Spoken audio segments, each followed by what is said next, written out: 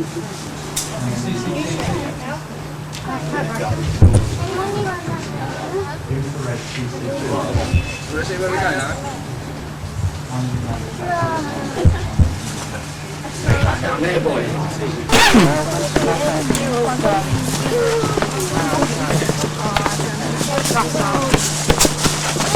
Society. We have the privilege of looking after these caves on behalf of the council, and they've trusted us for the last 15 years to educate and show people around and push after them, keep them tidy and conserve them and so on. And we don't tire of it, it's good fun. There are two things I need to let you know before we go any further. First of all is a matter of protecting the cave. Now the whole cave is formed around sand. It is soft, it's very easy to carve, as you'll see with all the names and dates that you're going to see as you go around. But we want to protect that. We don't want them lost through people touching them out of curiosity. So first rule is please do not touch the walls. The second is there's quite a few steps in here. They're all different. There's brick steps, stone steps, wooden steps. There are quite a few handrails as well to help you. But bear in mind that it's dark, the floor is uneven, and if you go around slowly and carefully, you should be fine. If you're a bit concerned about the steps, don't worry. Wherever we go up the flight of steps, we won't be more than 5 minutes before we come back down again. So if you don't want to go up the steps, then wait. So that's the simple thing. However, most of them, they're short flights apart from the one at the very top. So there's plenty to see, and I hope you all enjoy it. We come in, that rises from the entrance we came in, a beautiful straight line up to this flight, to that corner, then round the corner, and up to daylight again. It's been cut with this beautiful profile, roughly half the profile to the passage. Just to show you what all these little holes in the side that you see are we have a horse.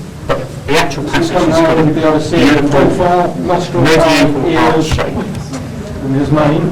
I'll show you a better one later. There's two possible reasons why this passage has been done. The first is that it's an escape tunnel, like a secret tunnel. It's a way of getting out or into the castle without being noticed. You might want to do that to escape, to run away, or you might want to do it to surprise somebody if they're surrounded the castle. The other possibility is a bit more mundane. It may just be a service passage, so you can get from the middle of the castle courtyards out into the town quickly to the markets or whatever. But it is a lot of work to go to dig a tunnel like this just for that reason. But they may have had a reason that was just lost in time. As we come up these steps, have a look on the right hand side. There's a number of faces carved into the wall. Most of the names and the dates down here, we believe, are no more than maybe 250 years old. I don't believe there's anything medieval what you're looking at, apart from the tunnel itself. Knock over the guy with the camera. Through the top entrance. And at that time, we believe these steps were put in, because my guess is the floor was getting too worn away. So this flight of brick steps dates back no more than about 150 years. These bottom ones we put in ourselves because they were just too steep and people were tripping over them. As we go up here, you'll notice the passage has been lined with local stone. And when we get up there and we can see it, I'll explain that a bit more. Now, this is, you may touch this if you wish, it's not so soft as the sandstone. This is Reigate stone. Reigate stone has been dug from below the North Downs, all the way between Betchworth, right across the Godstone. In some places as far back as medieval times, Norman times, and even within the last couple of years it's been discovered in local Roman works as well. So it has a long, long history. It is, unfortunately, doesn't weather very well, but underground, where the weather can't get to it, it's a bit more substantial. And it's been used here to line the passage because as we rise up in the castle mound we're getting to less and less stable ground, and we need something here to hold the roof up, otherwise this whole top end of the cave would have fallen in years and years ago. We go around the corner and you'll see daylight. This is one of the few places where you actually get a real good feeling that you're inside the castle, because this passage is part of Reigate Castle. Reigate Castle dates back, well, we know there was a castle here not long after the Norman Conquest, in the 1080s. As a stone structure, maybe a few years later than that, because the original castle probably was just a timber palisade temporary structure. But the castle itself, as you come around the corner and look up there, it's very easy to imagine, yes, we're coming up to daylight in the middle of a castle courtyard through a flight of steps and so on. And I'll explain a little bit more about the top of the passage when we get up there, and you can see what we're looking at. Describe what there is, so you don't have to remember too much, I hope. The top part of the cave here, this passage, has got a brick roof to it, as opposed to the stone one that most of you are under at the moment. This brick arching has been built from above.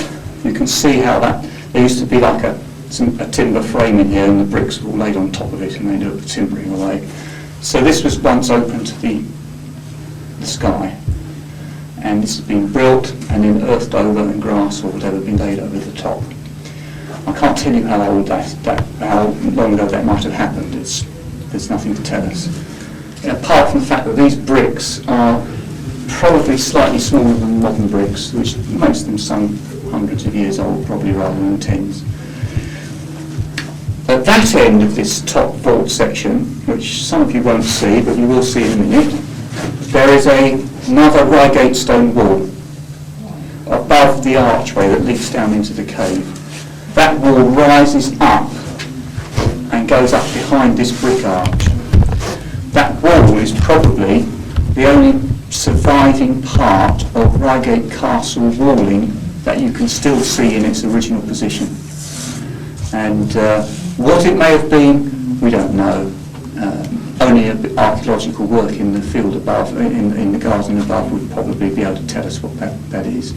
The whole castle is shrouded in mystery. Nobody knows where the buildings were, what they were for. All we know is who lived here. And one or two sketches of the castle remains from about 300 years ago, and that's all we have. These steps I'm standing on are made of another local stone called carstone or coinstone. No, so carstone, not coinstone, carstone. This is a very rich iron sandstone. It's chocolate brown colour when you see it clean. Unfortunately, these are not particularly clean. And it comes from the hills to the south of Reigate rather than to the north, like the Reigate Priory area, the Cockshot Hill. It's very, very hard wearing. Probably why they've been used for steps, so they knew they wouldn't wear away. But as I said, they're uneven, rough, and possibly slippery. There is no real need to climb to the very top of them, so unless you are really curious and you're sure-footed, then it'd be best if you just stay down here, had a look at what I've shown you, turn around, go back down, and let people behind come and have a look as well. And it's actually much less obvious, but it's there. Put my light against it. And the school that used these shelters, because it was a school shelter, was over in Hardwick Road, on the other side of London Road from here. And it's a primary school. Occasionally, but not so frequently nowadays, but occasionally we have visitors who were children of the school, have been in here, and they can remember it very clearly. They would come down here quickly, with very little time to grab what they needed, maybe a pencil and a piece of paper, maybe an apple, and they may have been down here for hours until the all clear sounded. So quite a frightening time, and a lot of uncertainty, but there was electric lighting put in. If you see various places around the cave, you see metal spikes sticking out the roof. They carried electric cabling for lights. Pudding shaped, if you like. It's no higher than you can reach with a pick or a shovel if you were digging the sand out, and it's no wider than you'd want to dig it for safety. So you have this typical Reigate sand mine passage, because that's what we believe this is. It's a little sand mine passage dug out from the side of the old medieval tunnels. It may date back maybe 200 years.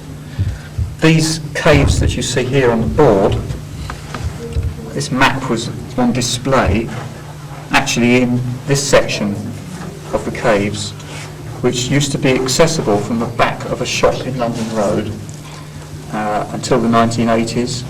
In the early 1990s, there were steps down at the back into a wine bar. That was its, used to be any number of different sorts of shops, but its last manifestation was a wine bar, and you could go down into the caves and basically have a drink. The board, unfortunately, is in rather poor condition now. It needs some conservation work, but something for the winter. You can see how large the cave systems were. This is London Road running up here. This is running up underneath like Mr. Exhaust, that area there. Out here we've got the castle grounds. Baron's Cave is not on this map, but is in this area here. All this has been filled, gone completely. This was surveyed and condemned in the 1980s as being too dangerous to leave as it was. The sad thing is that in all the hundreds of years this place has been open, there's no registered record of anyone actually dying through an accident in the caves or whatever, although of course there's always that risk. And the only person we know who died in connection with the cave was one of the workmen involved in filling them in, when the little digger that he was working with on the surface slipped off a bank and crushed him against the wall. This was all finished in the 1980s. It's all, as I said, it's all been surveyed. We have some photographs of what was down there. But they probably dated back, in some cases, to the 17th, maybe even the 16th century. They were very old. This is what they were digging for. This is silver sand. This is the same material as what you're standing under. Very loose, very fine sand. It's got a number of uses. Nowadays it's used for making quality glass and also for use in chemical plants as an industrial filtration medium. Years past its had other uses. It's been used in horticulture. You can still buy silver sand for use in greenhouses. This is the same stuff. And also as some kind of a cleaning agent. Now, I don't know if you remember your caretaker at school. I certainly remember my caretaker helping himself occasionally to sand from the fire buckets and spreading them on the floor where someone had had an accident. Maybe their lunch had disagreed with them, and then they soaked it all up, and then he shoved and swept it all up and threw it away. So this is absorbent, it soaks up liquid. So if you're in a pub, or maybe in a hospital or a school, maybe 100 years ago, sprinkle this stuff on the floor, and it's easy to sweep up and shovel it away. That was very common, and there was a great trade in this sand in London. People trading between here and London would take bags of sand from Reigate and Godstone up to London to sell it for use in the various pubs and bars up there. Come over this end of the passage, you can actually see, I'm afraid it's a little bit out of the way, but on this corner and certainly in there, you can see it is a really clean, beautiful sand. And you can see how years and years of candles and lanterns and visitors have built up this black and grey surface to the cave, making it look old. But originally, it would have been like this. Fred here is only there to tell you all that this sand was laid down in the Cretaceous period, at the same time that Tyrannosaurus rex was running around gobbling up other animals. Truth is, one of our members had him and didn't know what to do with him, didn't want him anymore, asked if we would like him. We said no, so we brought it down here instead.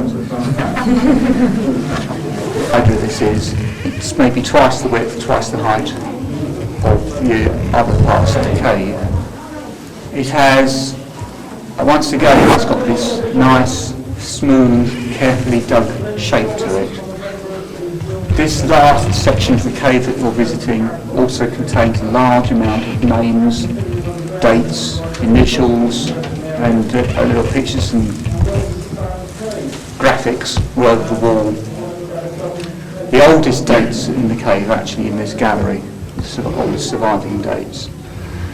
Now every tunnel dug in the sand was dug for a reason.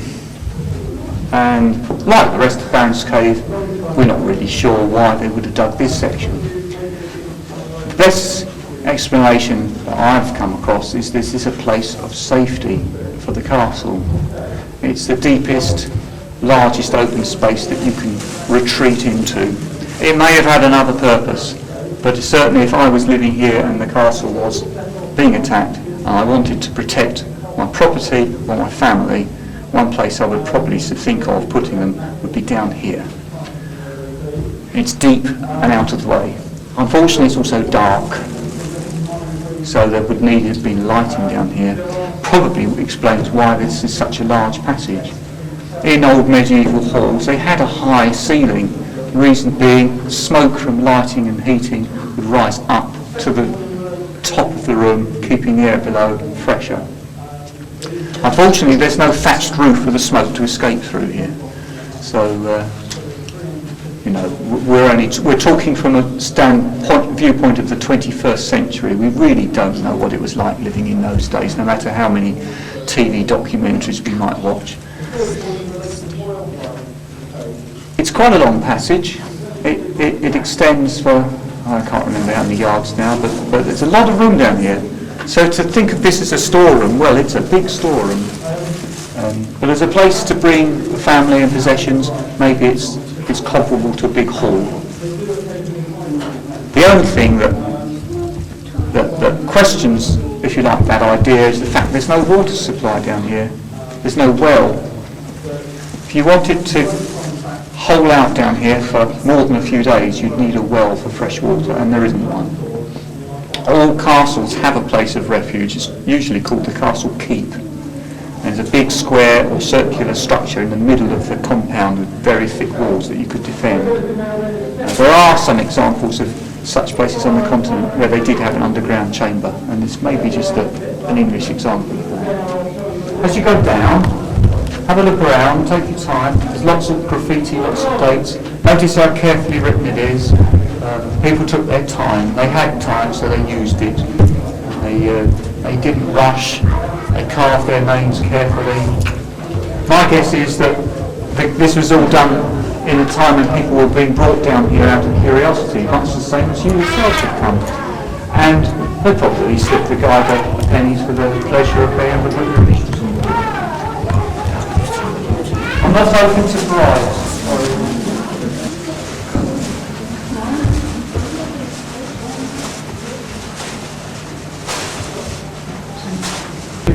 By hand, this is the size of the underground tube line.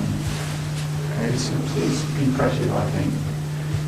All dug out by hand. To dig a passage this height, it would have been dug out in two stages. They would have dug maybe 10 feet or so up there, and then they would have moved it forward. Then they'd have started taking out the floor. They'd have moved like a bench, a working bench would have moved forward as they shaped the roof and took it out of the floor. Quite a job. Our oldest date that we know of, that we discovered, is up there, and this is 1644. It's not easy to read, but I think it's quite plain once you have a good look at it.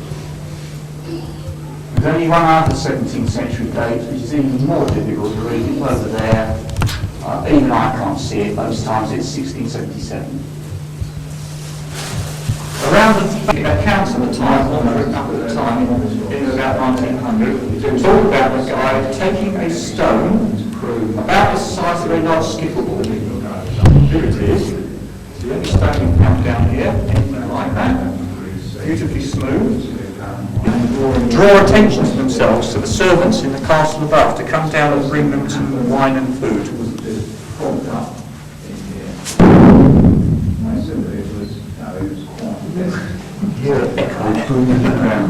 It's actually far more dramatic in here than anywhere else in the cave, the echo. It can be heard at the entrance.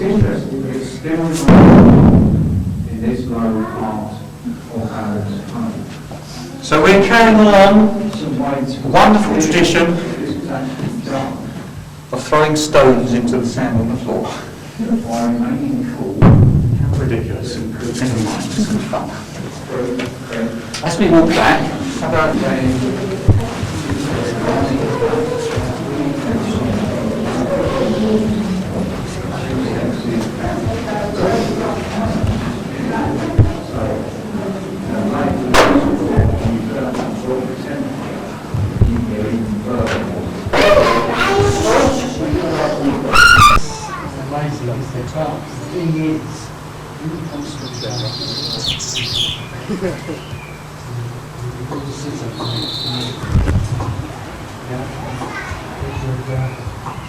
Well,